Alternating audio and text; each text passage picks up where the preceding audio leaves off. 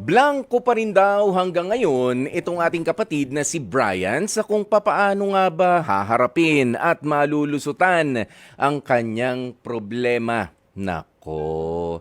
Ang problema kasi ni Brian, mga kapatid, nagastos niya raw yung 200,000 sana na puhunan nilang dalawa ng kanyang jowa na si Emily. Ayon kay Brian, hindi naman daw sa pagsusugal, sa pagiinom ng alak ang naging dahilan kung bakit naubos ang kanilang perang pangkapital sana sa kanilang negosyo, kundi na-scam daw siya matapos siyang alukin na mag-invest sa mga ready-to-wear at mga pagawaan ng sombrero. Laki naman. Ayan, pero ang masaklap dito lumipas na raw kasi ang 1 linggo at hanggang ngayon ay wala pa raw siyang nakukuhang balita doon sa pera na ipinadala niya sa pangakong investment sa nakilala niya sa kung saan. Brian ng Batangas, 27 years old. Ano ba nangyari? Kausapin na nga po natin siya. Magandang tanghali sa'yo, Brian. Hello po, magandang tanghali po, Kuya Boy. Alam ko, maganda man yung bati ko sa'yo ng tanghali. Alam, hindi rin maganda ang mga nangyayari sa'yo ngayon, ano? Ayan, pero saan mo mga ba nakilala? Sino ba itong pinagpadala mo ng pera? Ano ba mga pinangako niyan? Sige, ka-close mo ba yan? Opo, actually, magkakilala na po kami nito since high school po. Ano po ito, sa klase ko po sa dati, and hanggang pagtanda po, hanggang ngayon, magkakaibigan pa rin po kami, magkaka-close po. Oo. As in, sanggang dikit na kaibigan, Hindi yung kaibigan, kasi meron tayong mga kaibigan na seasonal lang natin nakikita kasi magpapasko, ayan, nakikita natin, nagbakasyon, nakita natin. Eto, talagang madalas mo nakakasama. Yes po, actually, tuwing linggo, kunyari gano'n, wala kaming pasok pareho, mag-iinuman kami, kaya may tiwala po talaga ako sa kanya.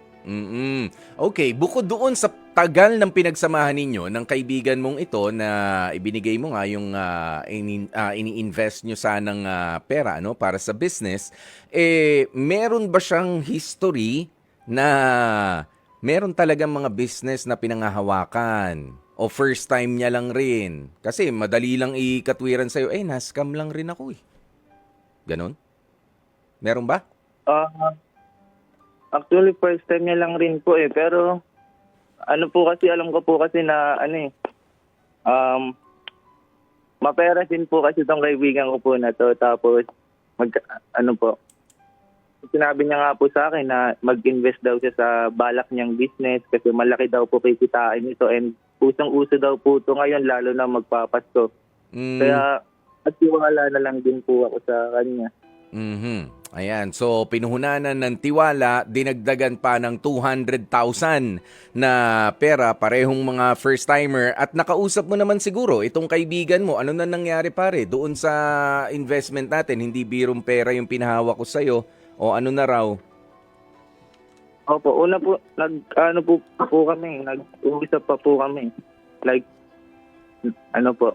inuumpisahan niya na daw po, pero nade-delay lang siya. Ngayon, nade-delay hanggang itong nakaraang linggo po, kinakausap siya kung ano nang nangyari, ano nang plano. Kasi hindi rin sure sa kanya. Siyempre, papalapit. Papalapit na Pasko, kailan pa ibebenta yan? Kaya nga po ilang araw na lang. Una, nagre-reply pa siya hanggang itong mga wala na po siyang paramdam. Kahit text, tinatawagan ko, hindi sumasagot. Hanggang wala na po. Kahit sa text, sa tawag, sa messenger, wala na po siyang paramdam. Naku, wala na. Tapos ito naman ang pinagtataka ko sa'yo, Brian. Ang isa kasing pinoproblema mo pa, ito, hindi mo lang sariling pera. 'Di ba? Ipon nyo to ng girlfriend mo na si Emily. Tama? Yes po. Oo, nai-invest nyo naman din talaga sa business kamo. Ang problema, bakit ka naman nagdesisyon ng hindi mo naman pera yan na lahat, hindi mo pera lahat yan, bakit ka pumasok dito sa kasunduan sa kaibigan mo? Ano to, para surprise Emily, ininvest ko na yung pinag-usapan natin na ipon natin, na i-invest ko nga sa business. O paano yan? Ba't hindi siya kasama sa usapan? Yes po, actually, hati po kami dito. Mm. Parang 70% po sa pera na to sa akin, and then sa kanyang the rest. Oo. But still, hindi niya alam. Hindi niya alam? Opo, hindi ko pa po sinasabi kasi pinag-iisipan pa po namin kung anong business na itatayo namin. Matagal na namin pinag-iisipan. Hindi pa po namin umpisa. Ayan. Ayun nga po. Oo. Sorry po. Sige. Hindi kasi Brian, bukod nga sa pagiging mag-partner ninyo, okay, romantic partners, ayan, business partners kayong lumalabas. Pero bakit mo nga binitbit yung pera niya? Alam mo naman meron siyang 25% yan, kahit 10% nga dapat informed siya na o kaya halika, sumama ka sa pag-uusap namin, baka meron ka ring mga tanong, 'di ba, doon sa bago ka pumasok doon sa deal. Hindi mo inisip Kaya yun? nga, Sandali. naisip ko din po yun. Okay. Sige Brian, ito bang pagpasok mo sa business na to ay meron kayong kasulatan nung kaibigan mo? May black and white? Wala po Yun nga po kasi Patay. tiwala po talaga ako sa kanya kasi sobrang tagal na namin mag-close.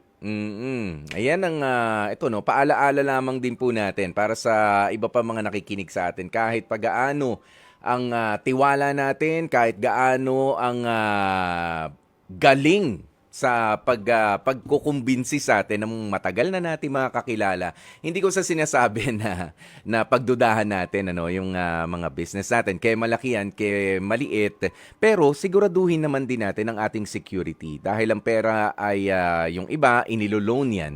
O yung pera ay pinag-iipunan ng mahabang panahon, pinagpapaguran, of course. 'Di ba? Para may protection din tayo. Hindi yung hindi pa pwede nalaway lang yung puhunan natin para protektahan yung sarili natin. Sinong nakakaalam na iniabot mo nga sa kanya yung pera at para saan yung kasunduan na yan? Inabutan mo ng 200,000. 'Di ba? O sino pang makakaalam niyan ngayon? Sino pa makakakita? Ayan. Pero sige, merong gustong makausap tayo ngayon. Ayan, si JM ng Las Piñas para sa kanyang hashtag Astig Advice naman para sa'yo, Brian. O, JM, magandang tanghali sa'yo. Magandang tanghali, Kuya Poy. Ano ba masasabi mo dito sa problemang pinasok ni Brian? Para sa akin, Kuya Poy, sa bawat desisyon natin, dapat pinag-iisipan talaga natin yan. Saka huwag tayong magpadalos talaga. Ayun nga Lalo, hindi lang sarili natin yung naapektuhan, may nadadamay. Well, hopefully, ito nangyayari nga kay Brian is just a delay. Sana delay lang ito. Sana hindi ka talaga na-scam. Or ilang araw ka na ba naghihintay, Brian? 8 days na po 8 days, walang sagot, walang reply, walang update. Opo, yun nga po kung nagre-reply man lang sana siya, hindi ako mag-overthink ng ganito. Yun. Okay. Ano masasabi mo ron, JM? Ay, sorry po, Kuya Poy. Anong masasabi mo? Na-scam na ba ito o na-delay lang? Kung di na talaga siya inaano, Kuya Poy, feeling ko na-scam na siya. So, Ayun na. para sa akin, dapat i-report niya na yan. I-report na. Okay, maraming salamat sa iyo JM ng Las Piñas. Oo, isa 'yan sa kailangan mo nang gawin sa ngayon, Brian. Ano man yung hawak mo, meron ba kayong conversation nitong si yung kaibigan mo na nagpa-invest sa iyo kung paano kanya meron kayong exchange na pwedeng ipakita? Yes po, meron naman po kami text sa number tsaka sa messenger po. Pwede ko po ipakita yun sa po.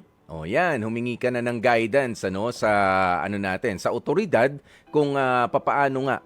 Dahil ansamaman, pero talagang merong mga tao na lalampasan yung pinagsamahan at hindi natitignan yung pagkakaibigan para makapanloko sa maliit na halaga lang. 200,000 ay walang halaga doon sa taon ng pakikisama. Yan na lamang yung isipin mo sa ngayon, Brian. But then again, wala tayong magagawa kundi sabihin mo na doon sa business partner mo rin na romantic partner mo rin na si Emily na eto nga nagkanda hetot-hetot yung yung investment na pinasok mo. Okay? Opo, develop po muna ako. Hindi ko rin po alam kung paano sasabihin. Oo, medyo Kailangan ko sabihin. Oo, medyo mahirap 'yan ano, pero mahirap naman din kapag maunahan ka na o nasa na yung investment natin ay naku po. Mas malaking problema 'yan. Pero sige, sa ngayon ano ba mga pinaplano mo nang gawin, Brian? Maghihintay ka pa rin ba o gagawa ka na rin of course ng aksyon, which is dapat lang. Siguro po mag-antay po muna ako ng at least 24 hours kasi wala pa rin po talagang paramdam. I-report ko na po kasi ang laking pera din mo. Oo, tapos ito lang naman just a piece of advice, ilagay natin sa tamang sa tamang platform.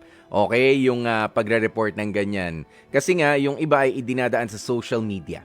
Okay, kapag idinaan ka sa social media, inilagay na ganito, inilagay mo sa kahihiyan yung isang kaibigan, please be guided legally, ha, para hindi ka rin hindi ikaw ang mabalikan kung sakaling i-skandalo mo siya kasi may ganyan na mag-isip na iba 'Di ba? I-skandaluhin kita, ipapahiya kita, ibalik mo sa akin yung pera ko. Pero in the long run at pagka idinaan talaga sa legalities, mukhang ikaw pa ang makakasuhan. May mga ganyan tayong dapat ingatan. Ipunin mo yung inyong conversation, Brian. Ayan, ipakita mo sa otoridad ano po ba ang magagawa ko dito or kung meron kang kakilala na lawyer, ha? Kung may kakilala ka na lawyer, meron po bang may merito? Yeah, may merit po ba itong conversation na to? Kasi ganito ang nangyari. O ikwento mo sa kanya. Magagamit ba natin ito? Ganoon, ha? Brian? Yes po, sir. Oo, pero sige, ito naman din ay pwede nating gamitin ang ating programa bilang panawagan ng isang kaibigan na nagtiwala at nag-invest sa mabulaklak na dila ng isang kaibigan na pwedeng sabi mo nga mapera naman siya kaya nagtiwala ka pero hindi natin alam kung ano talaga nangyayari behind closed doors. Baka naman yung pagiging mapera niya sa harapan natin panloloko pala ng ibang mga tao yung ginagamit niya na gimmick. Okay? Pwede ka naman maniwagan doon sa kaibigan mo na kung makukonsensya, sige. Brian, go ahead. Kung narinig mo man ako ngayon, Mark, konsensya ka naman. Sobrang nai-stress na ako sa nangyayari. Kahit mag-reply ka man lang kung hindi pa na-umpisahan yung business, okay lang kung ma-delay. Pero wag mo naman ako scam. Sobrang tagal na natin ng pinagsamahan natin. Ayan, may message ka rin ba kay Emily na jowa mo na hindi mo alam ngayon kung paano pakikiharapan dahil kung saan na bit-bit yung yung investment nyo sanang magjowa. Sige, mag-message ka na rin kay Emily, Brian. Yes po sa girlfriend ko, kay Emily. Pasensya na kung di ko man lang sinabi sa yung plano ko na na-invest ko na yung pera natin. Hindi ko sinasabi sa iyo. Pero babawi ako, pangako. Pero sana makuha nyo, sana ma-recover nyo yung inyong investment. Ayan, basahin lang natin ang ilan sa mga hashtag Astig Advice ng ating mga kapatid. Sabi ni Gail Enriquez, hashtag Astig Advice, ipablatter mo na at makasuhan na yung nanloko sa'yo. Baka marami pa ang mga nabiktima niyan. Pwede siya makasuhan ng estafa. Ayan, aminin mo na rin sa girlfriend mo na na-scam ka. Mahirap kapag patuloy mo pang itinago yan sa kanya dahil may karapatan din naman siya na malaman ano nangyari doon sa pinag-ipunan ninyo. Ayan, sabi pa ni Gail, i-print mo na yung chat ninyo at yung cash kung saan mo tinransfer. Ayan, pwedeng gawin niyang ebidensya. Pero naku, iwasan nyo yung mag-post sa social media, ha, Brian? Baka kulangin pa yung 200,000 mo kapag ikaw ang binalikan. Oo. Ayan, si Joe Zamora sabi niya, ayan. Ay, hindi. Doon pala to sa Sa iba pala to. Sa love question pala ang kanyang kasagutan.